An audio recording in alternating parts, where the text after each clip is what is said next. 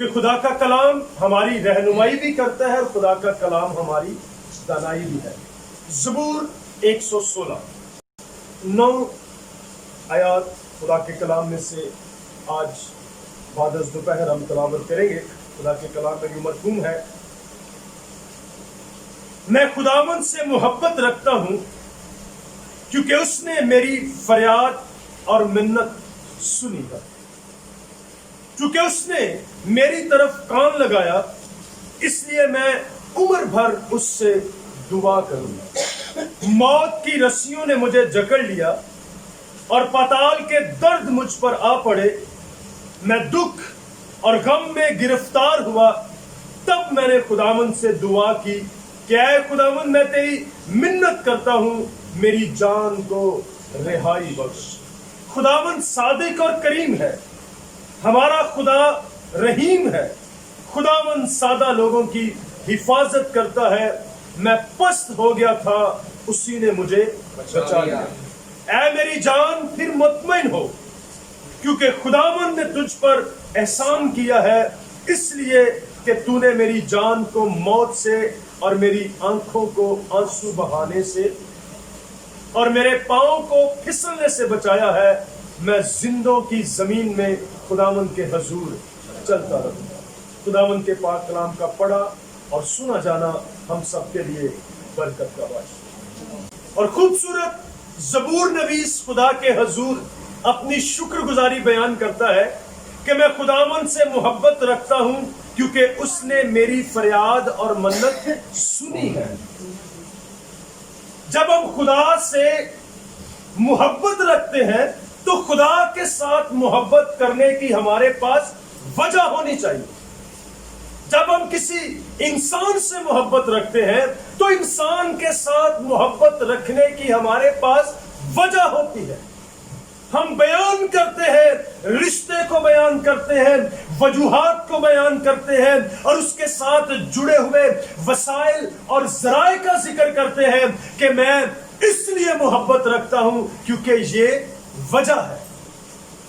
جب ہم خدا سے محبت رکھتے ہیں تو پھر ہمیں بھی وجہ کی ضرورت ہے۔ ہم کیوں خدا سے محبت رکھتے ہیں؟ پورے کلر کا ہار جو ساری لوگ نے چند لوگ ایک ہی خاندان کیوں یسوع مسیح پہ ایمان رکھتے؟ کیا وجہ ہے بھائی؟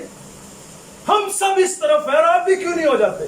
ہو سکتا ہے کئی دفعہ کیا بھی ہوئے کہ یار تسی بڑے اچھے لوگ ہو، تسی بڑے اچھے لوگ ہو، انج کیوں نہیں کر رہے؟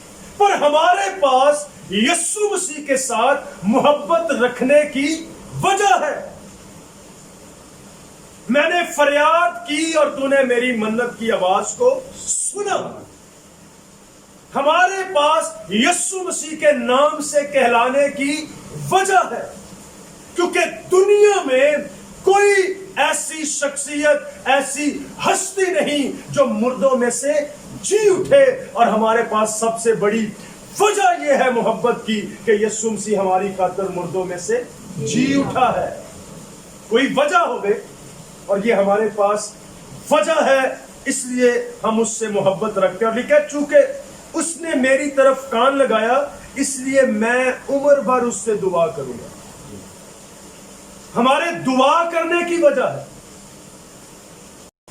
کیونکہ خدا کو علم ہے کہ انسان صرف حاصل کر کے پھر شکر ادا کرتا ہے۔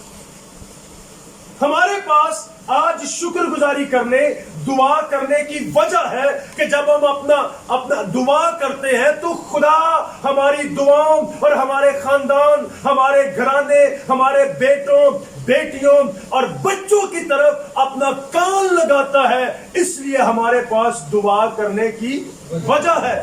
ورنہ ایڈی دوروں ڈس کے بلاندی کی ضرورت، اتنی دعا نہیں ہوندی، آپ بھی تسی دعا کر دے۔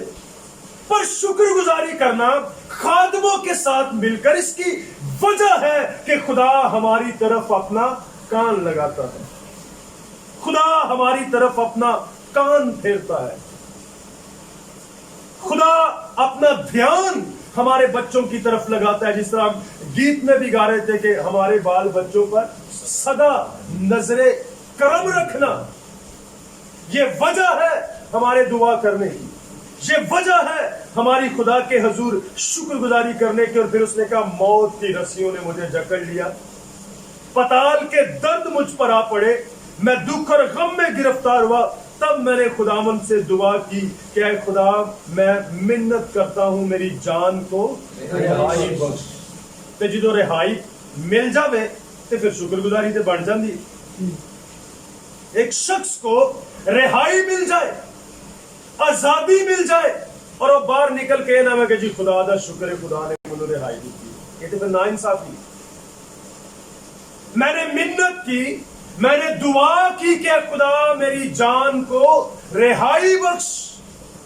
آج اس شکر گزاری کا, عبادت کا, خاندان کے ساتھ جمع ہونے کا اگر سو کا مجمع, ہزاروں کا مجمع ہوتا تو پھر بھی ہم یسوع مسیح کے ساتھ اپنی محبت کی وجہ کو بیان کرتے, پھر بھی ہم اپنی عبادت اور دعا کرنے کی وجہ کو بیان کرتے, پھر بھی ہم اسی بات کا اقرار کرتے کہ اس نے میری جان کو رہائی بخشی ہے, خلاصی بخشی ہے. اس لیے ہم مل کر خداوند کی شکر گزاری کرتے ہیں کیونکہ اس نے ہماری جان کو رہائی بخشی ہے. اور پھر وہ خدا کی شکر گزاری کرتا ہے, خدا کی تعریف کرتا ہے, خدا کی حمد کرتا ہے کہ خداوند صادق ہے, خداوند رحیم ہے, خداوند کریم ہے. اور ہم تب سے 1 گھنٹہ گا کر اسی بات کا تو اقرار کر رہے تھے کہ خداوند صادق ہے, خداوند رحیم ہے, خداوند کریم ہے, وہ شافی ہے, وہ معجزات کی قدرت رکھتا ہے, وہ ہماری جان کو موت سے چھڑاتا ہے. اور گیت گا کر ہم اسی بات کا اقرار کر رہے تھے کہ ہمارا خدا ہمارا شافی ہے, وہ رحیم ہے, وہ کریم ہے, وہ صادق ہے, وہ سچا ہے, جس نے کہا ہے جہاں 2 یا 3 مل کر میرا نام لو میں وہاں پر موجود ہوں. سانو اس گل کا فرق نہیں پیندا کہ بہت ویڑا بھریا ہے تو پھر خدا موجود ہوں, کنونشن ہوئے تے خدا موجود ہے. سانو پتہ ہے جتنے 2 یا 3 موجود ہوتے خدا موجود ہے. خدا کی حضوری ہونا عبادت ہے, مجمع ہونا, تعداد کا ہونا عبادت نہیں ہے. تعداد تے درباراں تے بھی بڑی ہوندی, تعداد کا جمع ہونا عبادت نہیں ہے, تعداد کا ہونا شکر گزاری نہیں ہے, خدا کی حضوری کا ہونا عبادت اور شکر گزاری ہے. آمین. عبادت اس لیے ہے کہ ہم سارا خاندان اسے سجدہ کر سکے کہ تو ہمارا زندہ خدا ہے. تے جے گھر دا سربراہ دے گا کو بہرن ہے تے پھر نائی جتے اودے چ کی فرق ہے. شکر گزاری, اس نے میری جان کو رہائی بخشی ہے. عبادت وہ ہے بھلے آپ 2 یا 3 ہیں جہاں پر آپ کو فیل ہو, آپ کو خدا کی موجودگی کا احساس ہو, آپ کو احساس ہو کہ خدا موجود ہے اور میرے اندر اگر کوئی کمی ہے تو مجھے اپنی کمی کا اقرار کرنا ہے. یہ صرف کوئی عام روٹین کے بات نہیں ہے کہ کہا جاتا ہے عبادت میں آئیں اقرار کریں, آئیں دعا کریں. اس کا مطلب یہ ہوتا ہے کہ خدا کی موجودگی میں جو احساس آپ کو ہو رہا ہے اس احساس کے اندر اپنے اس گناہ, اپنی اس کمزوری کا اقرار کریں جس کی وجہ سے آپ خدا کی حضوری سے پورے طور سے لطف اندوز نہیں ہو پاتے. اس لیے آج ہم خدا کی شکر گزاری کر رہے ہیں کہ خدا نے ہماری جان کو رہائی بخشی ہے. وہ صادق ہے, رحیم ہے, کریم ہے, شافی ہے, معجزات کی قدرت سے بھرا ہوا خدا ہے. اس لیے بچیوں کو نہ بھولو. کلام میں لکھا ہے نیک آدمی اپنے پوتوں کے لیے میراث چھوڑتا ہے. زمینی میراث جنی بھی ہے, ایتھے ہوئے, چکوال ہوئے یا گجرانوالے ہوئے, انہیں ایک دن تقسیم ہی ہونا ہے کہ نہیں ہونا. جتنے جتنے بھی ہے ایک دن تقسیم ہونا ہی ہے زمینی میراث. پر اگر ہم اپنے بچوں کو ایمان اور روحانی میراث دے کر جائیں گے, یہ وہ میراث ہے جو کبھی تقسیم نہیں ہوگی. کیونکہ زمینی میراث ہے ہی نہیں ہے, آسمان تیلی میراث ہے, تے آسمانی میراث سے تقسیم نہیں ہوگی. آسمانی میراث میں ہمیں وارث ٹھہرایا گیا ہے یسوع مسیح کے وسیلہ سے. میرے باپ کے گھر میں بہت سارے مکان ہیں, اگر نہ ہوتے تو میں تم سے، جس طرح ہم زمین پر کہتے ہیں کہ ہمارے پاس بہت کچھ ہے، یسوع مسیح نے آسمان کی بات کی ہے۔ ہم خدا کے شکر گزار ہیں کہ ہمارے گھروں میں ایسا ماتم نہیں ہے کہ ہم ایسی عبادت کرتے ہیں کہ جس کی عبادت کرتے ہیں آپ بھی زندہ نہیں۔ ہم جس کی عبادت کرتے ہیں ہم صرف گاتے نہیں یسوع میرے نال رہندا ہے، بلکہ ہم اس بات پر ایمان رکھتے ہیں، محسوس کرتے ہیں کہ وہ زندہ ہے اور ہمارے ساتھ ہے۔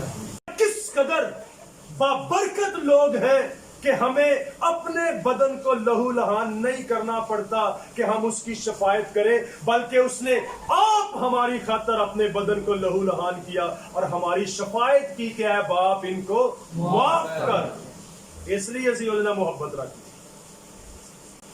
تو پھر یسوع مسیح کو کیوں ہم بھولتے ہیں، جس کے منہ پر تھوکا گیا صرف میری اور آپ کی خاطر؟ ماں باپ بچے نو ہر طرح دی وصیت کر دیں، ہر طرح دی نصیحت کر دیں، پر اے نصیحت اور وصیت سے شامل نہیں ہوندا کہ انہوں نہیں بھولنا انہیں تہاڈی جگہ تے مار کھادی ہے، اس نے آپ کی جگہ پر جان دی ہے۔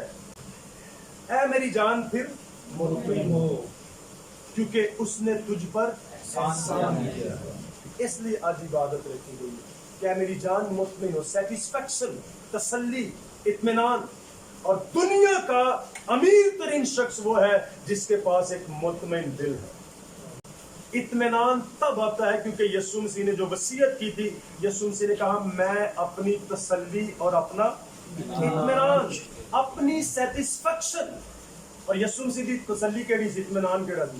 صلیب پر لٹکا ہے، منہ پر تھوکا گیا ہے، پیٹھ پر کوڑے برسائے گئے ہیں، آنکھیں باندھ کر بے عزت کیا گیا اور پوچھا تجھے کس نے مارا ہے، اس کی صلیب اس کے کاندھے پر رکھ دی گئی ہے، اور صلیب پر کس قدر مطمئن ہے، باپ ان کو معاف کر۔ سیٹسفیکشن، اطمینان، کوئی بڑبڑاہٹ نہیں ساڈے جے ہوندا تے پھر اطمینان، یہ والا اطمینان کہ آپ کس قسم کے جس طرح کے حالات سے بھی گزر رہے ہو، آپ ایمان رکھو کہ میں تمہیں مطمئن کرنے کے لیے قادر ہوں۔ اسی تے تھوڑے جے حالات گڑبڑ لغزش کھا جان تے ساڈا اطمینان جاندا رہے، سیٹسفیکشن جاندی رہی۔ اور کئی آندے نے کلام پادری صاحب برحق ہوندا ہے، چل جاندا ہے، اصل چ جیڑا جنوں برحق مندا ہے اودے تے چلدا ہے۔ اگر اسی اس ناقص کلام نو برحق مننے ہی نہیں تے پھر ساڈے تے چل بھی نہیں سکدا۔ اسی کنوں برحق مننے ہاں تے پھر ساڈے تے اے چلنا چاہیے۔ اے کلام جنوں اسی برحق مننے ہاں، اے کلام جدے تے ساڈا ایمان ہے کہ یہ سچائی کا کلام ہے، اے میری جان پھر مطمئن ہو، پھر مطمئن ہو جا، سیٹسفائیڈ ہو جا، کیونکہ میں نے تجھ پر احسان کر دیا ہے، میں نے تجھے چھڑا لیا ہے، میں نے تجھے بچا لیا ہے، میں نے تیری جان کو موت سے چھڑا لیا ہے، میں نے تیری آنکھوں کو آنسو بہانے سے چھڑا لیا ہے، میں نے تیرے پاؤں کو پھسلنے سے بچا لیا ہے، میں نے تجھے زندوں کی زمین پر رکھا ہے تاکہ تو زندوں کے ساتھ چلتا رہے۔ کہ بندہ پھر بھی مطمئن نہ ہوئے، جو برحق ہے وہ خدا کا کلام ہے۔ ہمارا ایمان جب اس پر ہے تو ساڈے دے صرف اے کلام چلنا چاہیے، دوسرا کوئی کلام نہیں۔ اس لیے بنی اسرائیل خدا نے کیا، اسرائیل پر کوئی افسون نہ چلے گا، کوئی جادو منتر ٹونا ہونا پہ نہیں چلے گا، کیونکہ وہ اس کلام کو برحق مانتے ہیں، ان پر کوئی ناقص علم نہیں چلے گا۔ ہم پر وہی کلام اثر کرتا ہے جس کلام کو ہم مانتے ہیں، جس کلام کو ہم قبول کرتے ہیں۔ اس لیے میری جان پھر مطمئن، میں نے تجھ پر احسان کر دیا ہے، میں نے تیری جان کو موت سے چھڑا لیا ہے، میں نے تیرے آنکھوں کو آنسوؤں سے بچا لیا ہے، میں نے تیرے پاؤں کو پھسلنے سے بچا لیا ہے، اور میں نے تجھے زندوں کی زمین پر زندہ رکھا ہے تاکہ تو زندوں کے ساتھ چلتا رہے۔ ہے سیٹسفیکشن۔ اسی اطمینان کی وجہ سے آج ہم سب ایک خاندان کے طور پر خداوند کی حضوری میں موجود ہیں۔